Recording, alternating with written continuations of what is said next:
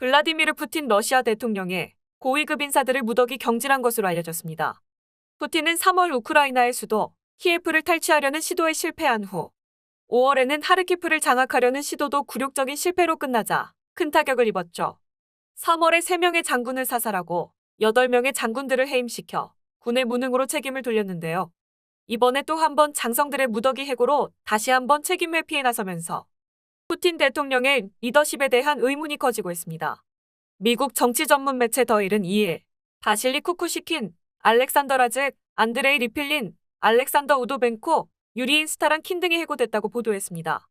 푸틴 대통령의 이 같은 무더기 해고는 우크라이나 전쟁에서 러시아군 장성들이 유례없는 손실을 본 가운데 나왔다고 더 일은 진단했는데요.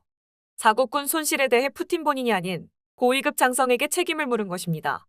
세계 2차 대전에나 있을 법한 소모성 보병 전투가 계속되고 중하위급 장교들 역시 엄청난 희생이 있는 상황에서 고위급 장성까지 무더기로 해임하는 사태가 벌어져 러시아 군 내부에서 엄청난 반감이 쌓여가고 있는 상황입니다.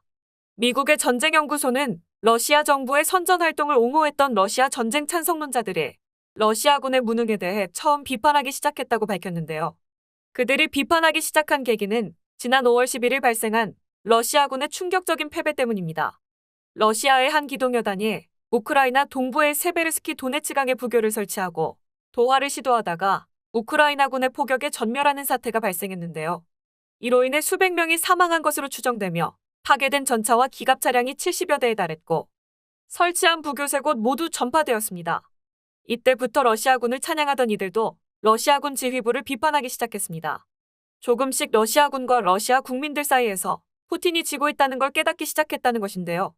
미국 미시간 대학의 러시아 전문가인 로널드 써니 교수는 푸틴의 종말이 시작되었다며 무력을 보유한 군이 이번 전쟁으로 러시아가 너무 많은 대가를 치르며 러시아 내부에서 푸틴이 끔찍한 재앙에 책임이 있다고 결론 내릴 수 있다고 했는데요.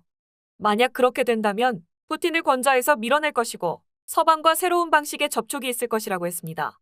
이런 사례가 러시아 역사에서 없었던 일도 아닌데요. 푸틴 역시 자신의 전임자인 옐친 대통령의 중병을 틈타 FSB를 이용하여 권력을 차지했습니다.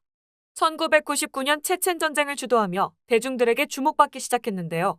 모스크바에서 일어나는 여러 테러들이 체첸 테러리스트들의 소행이라며 체첸 전쟁을 주도했었습니다. 이후에 그 폭발 사건들이 FSB가 푸틴을 권좌로 밀어올리기 위해 수행한 위장작전이었다고 드러났는데요.